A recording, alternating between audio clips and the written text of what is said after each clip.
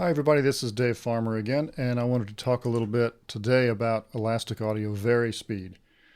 I don't use this that much, and in my other video, I actually said something like, you can't do performance moves, like, real, that sort of thing. And that's not entirely true. I don't use it that way, but what a better, a better description would have been is I don't use it, not you can't do it. So I wanted to show you today a little bit about Varispeed and a couple of things with that, including the how to make it track to a tempo map. But first of all, let me just start with this session. This is this top track is a regular track. These bottom two tracks are Elastic Audio already, and they are currently set up to be polyphonic. And I've got a guitar track here so we can hear what the Varispeed's doing a little better. So let me play that for you first. So it's just a long drawn out E chord. Let me copy that down here. Leave that there. And now what I'm going to do, if you haven't watched the previous video, you should go ahead and watch that one, Elastic 1. I don't want to repeat myself too much here. But right now it's on polyphonic, and you see the Elastic Properties window here is all set to this default. I can change the pitch here, say -3. Back to 0. Now what happens if I go over here, say I'm in Pro Tools medium track view, if I go over here and change this to Varispeed, you'll see up here in the Elastic Properties window the pitch shift option goes away. And incidentally, pitch shift is only available in Pro Tools 8, that wasn't in Pro Tools 7. So now the only way we can pitch this is to change the time. So we can go up here and expand it, which will pitch it down, or shorten it, which will pitch it up. Back to a regular. So that's how you pitch, and this actually slows it down as if it was a pitch wheel.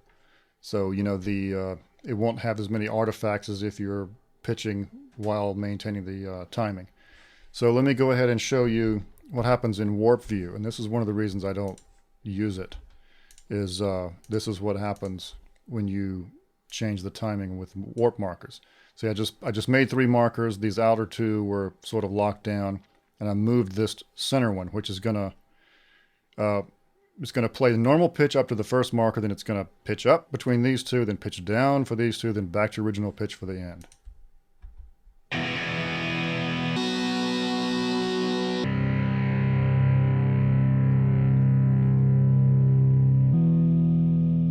So it's kind of an unnatural pitch if you're using the markers. It just jumps. There's no way to, using markers anyway, there's no way to have it ramp down like, if you were trying to draw a pitch move on it. So I'm going to undo those. So that's one of the reasons I don't use it. Oh, well, let me just show you this real quick. Let me go back to, see if I can redo that. Nope, I can't. Let me just make those markers again and pull this one in. So it does the same sort of effect. Whoops, what happened there? Oh, I went back to polyphonic. So there, now I'm back in Varispeed. So you can see when you change it to, you can change back and forth between these modes, polyphonic, Varispeed, rhythmic, monophonic, and the warp markers stay the same. It's just how the processing approaches it is what changes. So now the marker's in the same place, but now I'm in polyphonic like I like to use.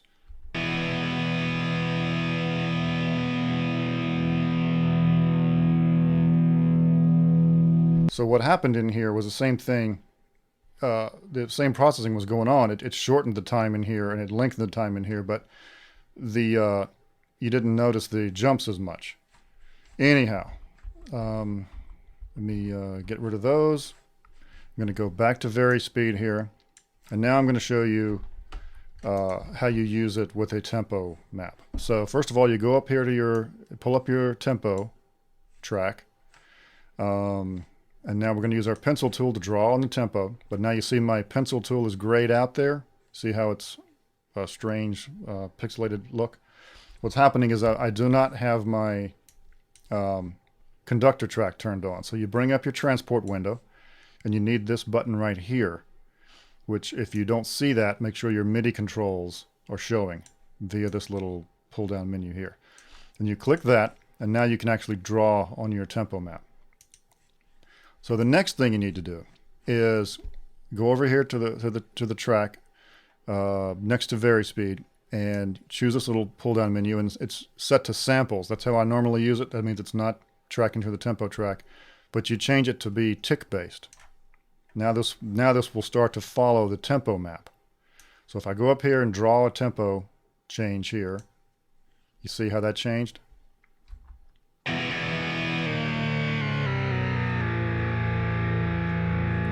So it's kind of an unnatural stair-stepping sort of sound, and there may be a way to get rid of that, but I don't know how you do it.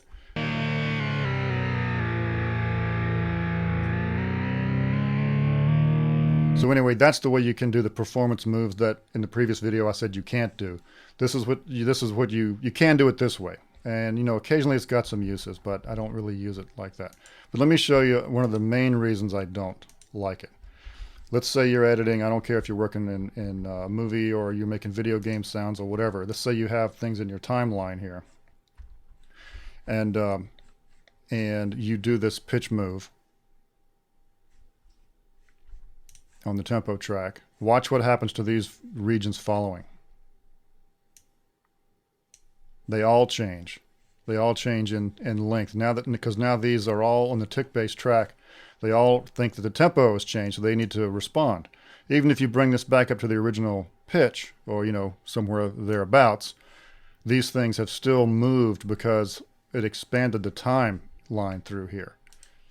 So no matter what you do, these regions have all changed. Now let's say that you're fine with that. I can almost guarantee you that if you leave your tracks like this, it's going to bite you pretty quick, because you're going to go down here, work somewhere, you're going to want to do a revision, you're going to come back here, you're going to change something anywhere. You know, let's pretend there's some regions here, and you do a little change there, all of a sudden all these things are out, you know.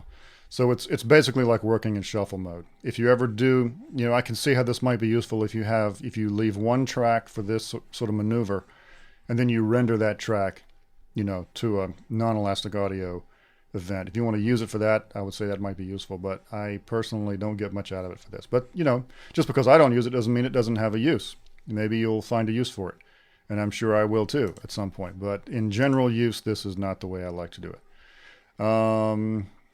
So I think that covers Varispeed.